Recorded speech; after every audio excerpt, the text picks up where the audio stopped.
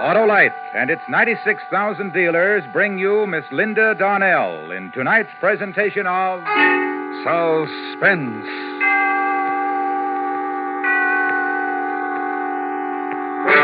Tonight, Autolite presents the story of a woman who knew her husband was trying to kill her and was powerless to stop it. A dramatic report we call A Killing in Las Vegas, starring Miss Linda Darnell.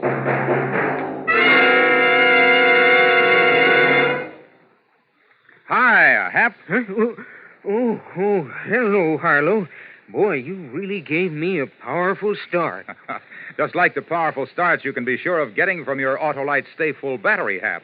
And an Autolite Stay Full needs water only 3 times a year in normal car use. I know, Harlow. And, Hap, do you also know that the Autolite Stay Full gives longer life, as proved by tests conducted according to accepted life cycle standards? I do, Harlow. Well, okay, then. Visit your nearest Autolite battery dealer. He services all makes of batteries, and he has an Autolite Stay Full for your car in case a replacement is needed. To quickly learn his location, just phone Western Union by number. And ask for me, Operator 25.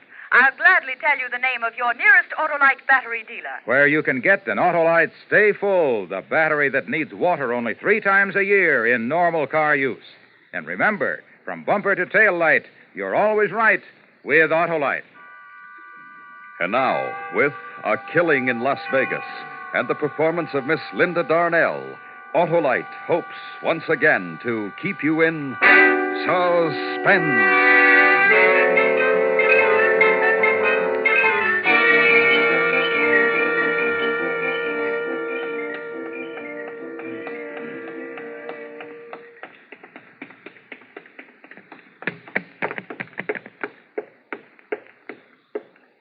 Yes, ma'am? I'd like to see the policeman in charge, please. Well, maybe I can help you, ma'am. What is it? My husband is trying to kill me. I see. You better come with me.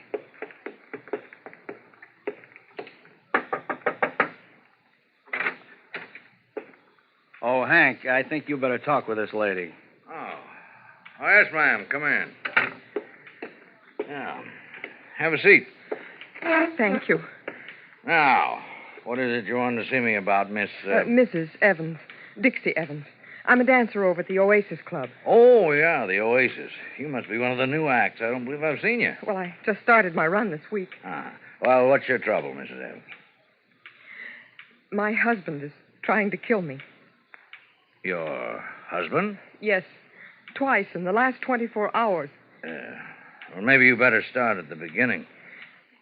Well, my husband, Charlie, and I arrived here in Las Vegas about a week ago.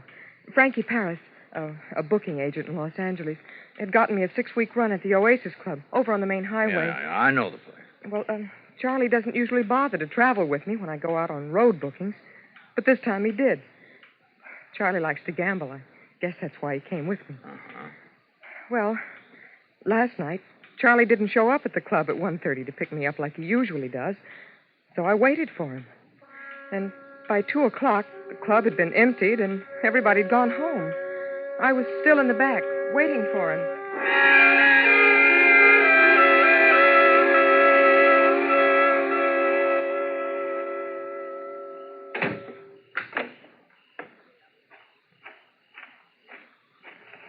Who is... Oh, it's you, Dixie. Hi, Barney. And what are you doing out here all alone? Well, I'm waiting for my husband. He's late. Well, sure is. It's almost 2:30. You know where he is? No. Getting lucky, I hope. That's what I call wishful thinking. Did the house get much play tonight? About usual. Hey, would you like me to give you a lift downtown to your hotel? Oh, no thanks, Barney. I better wait for him. He'd have called me if he wasn't coming. He'll be along any minute. Yeah, if nothing happened to him. Oh, I know him like a book. After living with him for 7 years, I should know. He'd have called. You've been married that long, huh? Yep. Well, look, Dixie, I don't like to leave you out here all alone like this. Don't be silly. Well, if I can't offer you a lift to town... No, thanks just the same, Barney. Tell you what I'll do. I'll wait around till he gets here. I don't want you to get lonesome. Oh, no. You go on home and get some sleep. I won't be lonesome. I've got all those wide open spaces of Nevada just to keep me company. Okay, Dixie. And besides that, I got a strong pair of lungs. I can always scream for help. Sure, but who'd hear you? Like you said, Those are wide open spaces out there. Are you trying to scare me? Nope. I'm just tired. I'll see you tomorrow night. Good night, Dixie. Good night, Barney.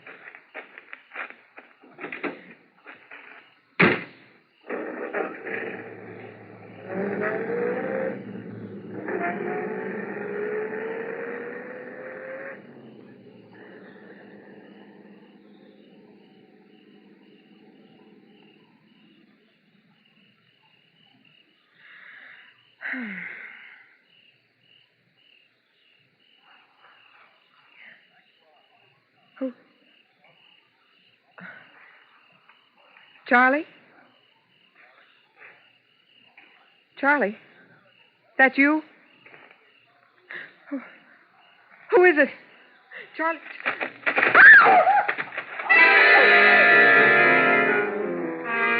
Then, before I could move, I felt someone grab me from behind. It was a man. He twisted my arms and yanked me back in the shadows. I kicked and spit and tried to fight myself loose, but it was no use. His hands were like steel. I tried to scream, but his hands closed around my throat.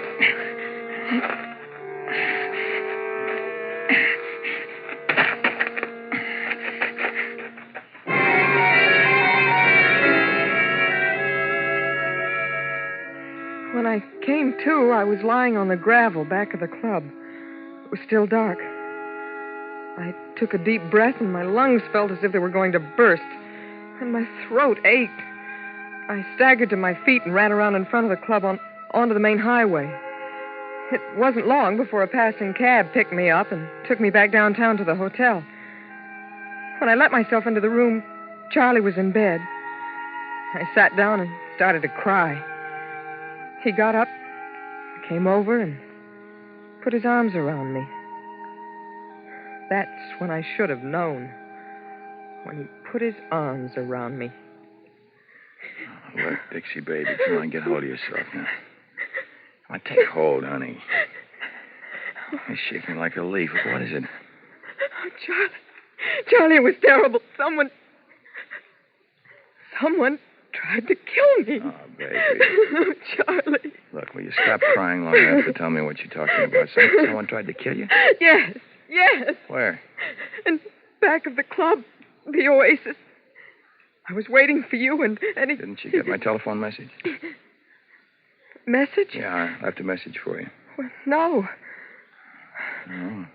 Well, what happened? Well, I was back there waiting for you. I heard a noise, and first I thought it was you. I called your name, and then this man rushed up behind me, grabbed me around the throat, and Did you see what he looked like? Well, no, I couldn't see his face. It was too dark, but he tried to choke me, Charlie. Look, Dixie. Oh, it was terrible. His hands around my throat. Well, what happened after that? Well, I don't know. I passed out. I guess he thought I was dead. But why did he want to kill me? Just wait a minute, Dixie. How do you know he wanted to kill you? Why, I don't know. Was anyone from the club around there? Oh, no, everybody'd gone home. I see. Oh, it could have been someone trying to rob the club. Huh? Yeah, sure, that might have been it. Some guy's going to break in and rob the club. He thought everybody'd gone home. When he got running back, he found you. Got scared, and he attacked you. Well, maybe you're right. Of course I'm right. You say you called me?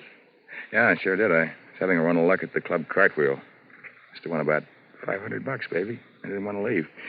So I called the club and told them to tell you to take a cab on home. But I didn't get the message. No, I guess somebody just forgot to give it to you. Charlie, maybe I ought to call the police. What for? To tell them what happened. It's late now, honey. When we get up in the morning, huh? All right, Charlie. You won $500, Charlie? Yeah. Isn't that great? Can I see it? Didn't want to carry a lot of money with me. I told him to make it out to me in a check and pick it up tomorrow. Oh. Now, you get to sleep, Dixie. Get a good night's rest, huh? You need it. Okay, Charlie, I will. I am tired.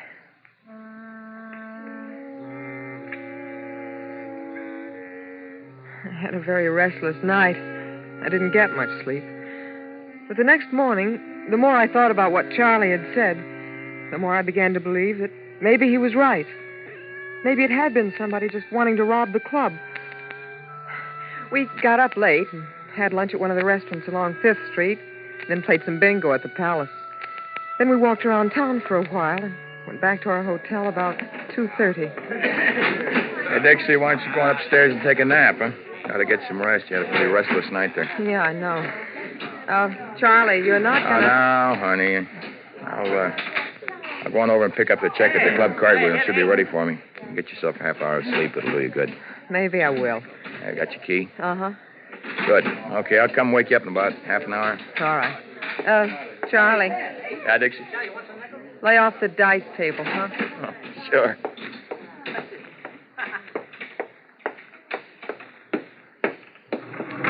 Yes, ma'am? 3, please. Yes, ma'am.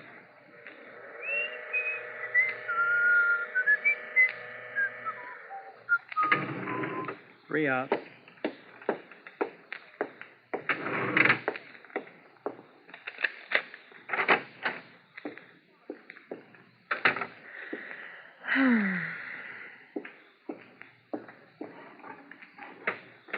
Oh, brother, this feels good.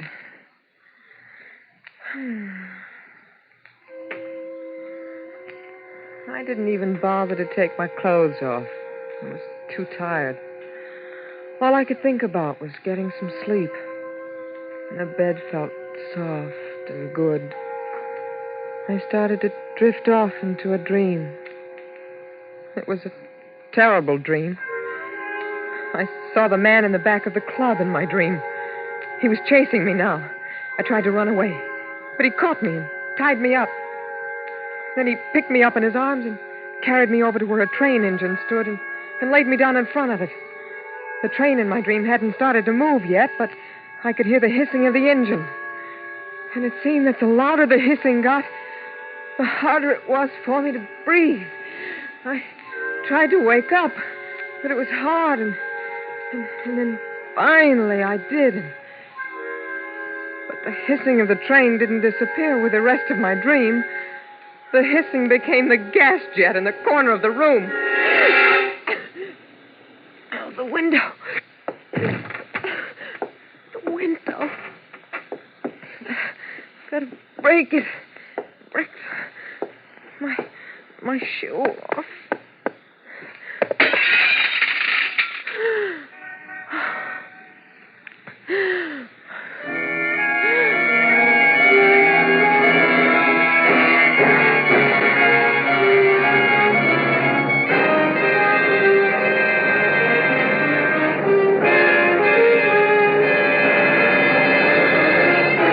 Autolite is bringing you Miss Linda Darnell in A Killing in Las Vegas. Tonight's production in radio's outstanding theater of thrills, Suspense.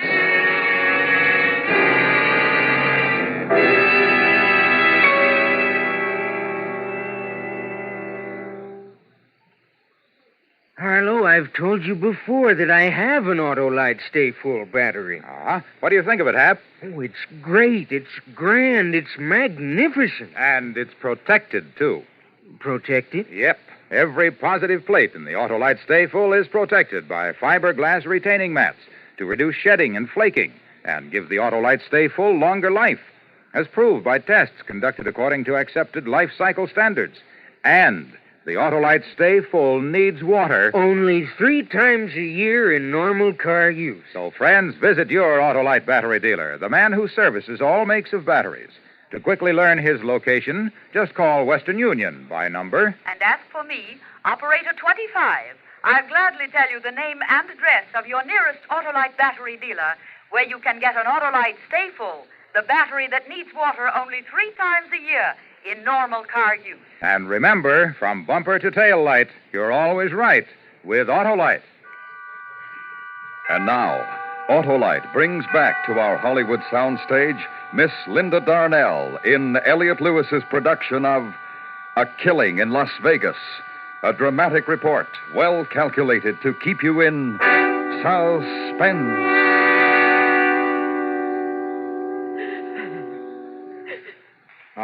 right, Mrs. Evans. Just try to finish your story if you can. You say you tried to break the window with your shoe. Yes. It finally broke, and I got some fresh air. And this was how long ago? About an hour. Then what happened after you were able to revive yourself? Well, I was scared. I asked myself, what have I done so bad that someone wants to kill me for it? Because now I believe that someone was trying to kill me. I tried to get hold of Charlie, my husband, to tell him to come back to the hotel right away.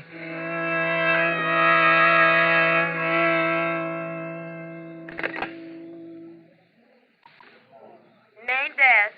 Would you ring the club cartwheel for me, please? Just a moment.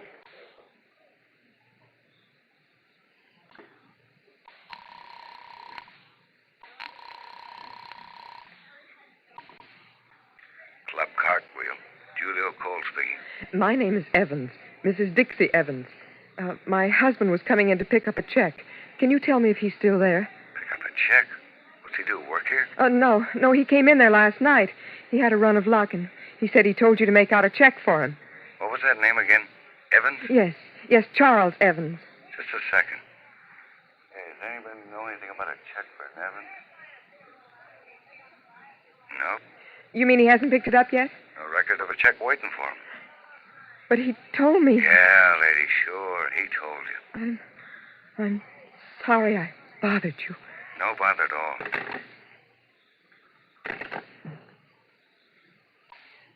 Main desk. Would you get me the Oasis Club, please? The number is 4062. One moment.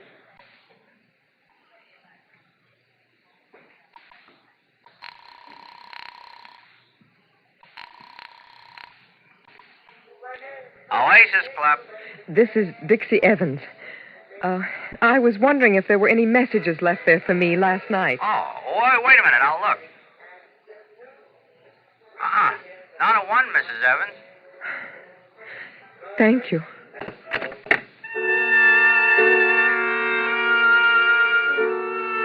And just like that, I find out that my husband, Charlie, is the person who's been trying to kill me. My own sweet, loving husband. He didn't win a pile at the club cartwheel. And he didn't leave a message for me at the Oasis Club. I guess I must have surprised him when I walked into the hotel room last night. He'd left me for dead. So he'd had to try again. Sleep, Dixie. Get some rest. So he could turn on the gas jet in the room and try again. What does a woman do when she finds out that her husband is trying to murder her? What does she do? What would any other woman do? She'd go to the police. So I came to talk to you. Is that all of it, Mrs. Evans? Yes. Isn't it enough? Oh, Mrs. Evans, tell me something. A man who tried to choke you back at the club, did you see his face? Well, I didn't see his face, but you didn't see his face? Well, no, well, but... then how do you know it was your husband, Mrs. Evans? Because I told you he tried it again. Only a little while ago up in our hotel room. I found the gas jet in the room turned on. You don't believe me, do you? Does your husband own a gun? Yes. Has he ever threatened you with it? Well, no. Has he ever threatened you at all? No. No, but don't you understand... Why are you so certain that the man who tried to choke you in back of the Oasis Club was your husband? Huh? You didn't see his face. I know, but... Well, then you can't be sure. But up in the hotel room... You'd be quite surprised at the number of people who die every year by accidentally bumping against a gas jet and turning it on and never knew they did it. I tell you, my husband is trying to kill me. Why? Why? Can you tell me why your husband wants to kill you? Well, I don't know why. I don't know. I haven't the slightest idea. There, you see, you can't tell me why. Now, look, Mrs. Evans, why don't you go back to your hotel now and get some rest? We'll look into it for you. Look into it? But, well, aren't you going to arrest him or something? Well, I don't see how we can. You haven't given us any kind of substantial evidence that'd prove your husband is trying to kill you. In fact, you can't even tell me why he wants to kill you. I can't tell you why. I don't know myself. Well, you'd better get back to your hotel, Mrs. Evans. Get some rest. We'll get on this right away. Yes. Maybe you're right. I'll go back to my hotel. Sure. Thank you, Lieutenant. Not at all. You get taken care of, lady? Huh? Oh, yes. Yes, thank you.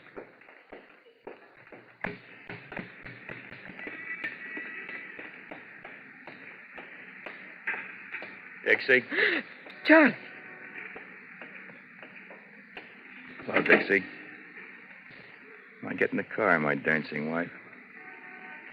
I've come to take you home.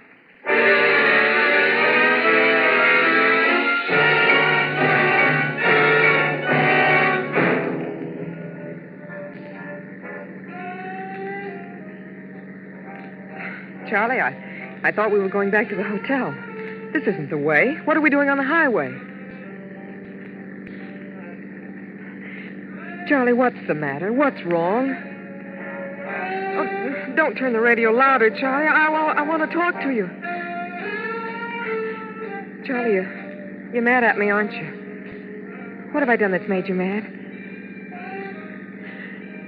Oh, Charlie, take me back to our hotel. Let's get home. I want to go home. I don't want to go for a ride. I'm tired now. I'm awfully tired, Charlie. Please don't turn it louder. It makes my head hurt. Please, Charlie. Charlie, don't I mean anything to you anymore? What is it? What are you mad at me about? Is it the divorce, Charlie? I don't want to hear you talk. That's it, isn't it? That's what you're mad at me about, the divorce. But I can't give it to you, Charlie. I can't. Look, it doesn't matter anymore. She's married now. She wouldn't wait any longer. So yesterday she got married. Oh, Charlie, I didn't know it meant so much to you. I only tried to do what I thought was best for the both of us. We're not getting any younger, and well, when two people were married for as long as we were married, I thought maybe we should try to make something of it. You thought that. What about me? You? What about what I thought? Oh, you're right, Charlie. But you can't kill me now. Why can't I? I told the police. You told them what? That you were trying to kill me. That it was you in back of the club. That you turned on the gas jet. Oh, no. You can't kill me, Charlie. They'll pick you up in a minute. Okay, Dixie. Shall we go back to the hotel now? Okay, Dixie.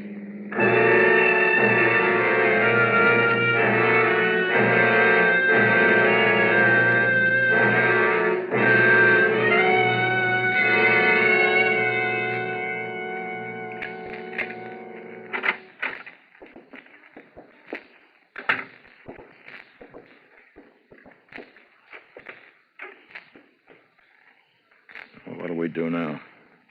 There's nothing to do, Charlie. We just go on, I guess, like we have. You'd do that? You stay with me, married to me, knowing I want you dead? I have to, Charlie. Because I won't give you a divorce. Well, like chess, Dixie, we're stalemated, aren't we? Looks that way. You know how much I hate you. Now I know. Up to now, it's been a game of cat and mouse. You were the mouse, and I was the cat, ready for the kill. But you tricked me, my pretty wife. You must feel pretty proud. But look, the game's going to change, Dixie.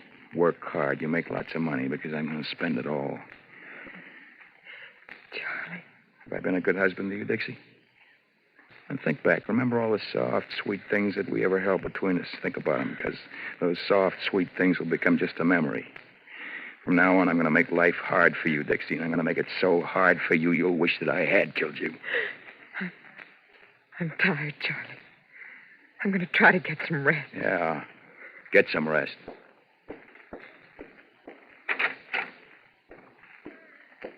Get a lot of rest, Dixie. You're going to need it. You tell the police why I wanted to kill you, Dixie? Did you tell them how I asked you in a civilized manner for a divorce? You tell them that? Goodbye, Charlie. Dixie! Dixie, what did you do? Dixie! Don't die. The police, Dixie, they'll think I did it. Dixie. Please, Dixie, don't die. Dixie, don't die.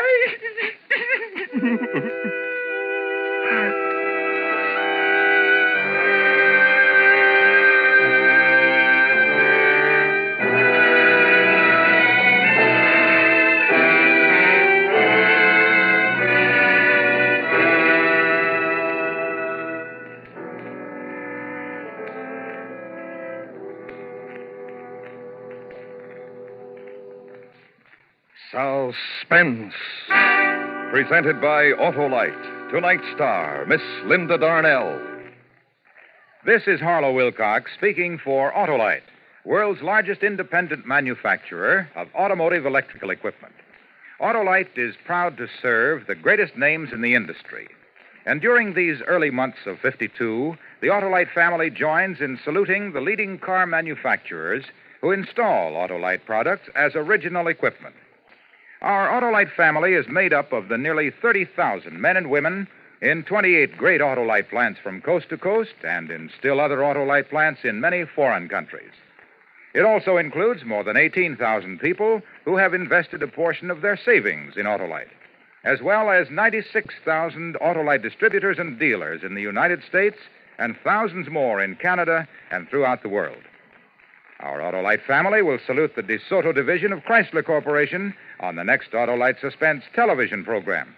If you live in a television area, check the day and time of Suspense on television so that you'll be sure to see this program. And remember, be with us next week for another thrilling Autolite Suspense program on radio.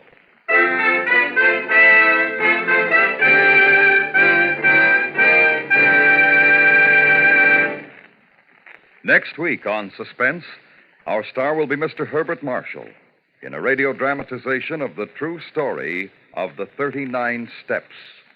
In weeks to come, we shall also present Ray Milland and Frank Lovejoy, all on Suspense.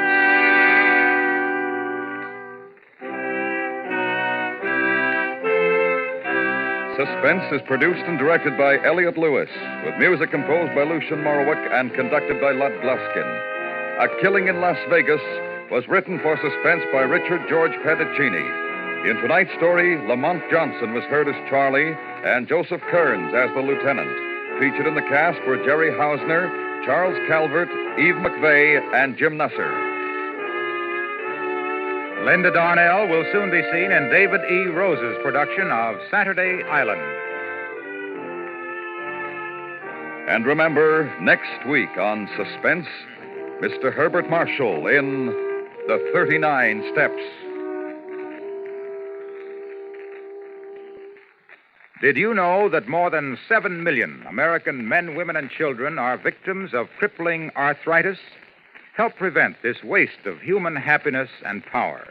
Give today to the Arthritis and Rheumatism Foundation, care of your local postmaster. This is the CBS Radio Network. You've been listening to the OTR Gold Network. Find more classic radio at otrgold.com.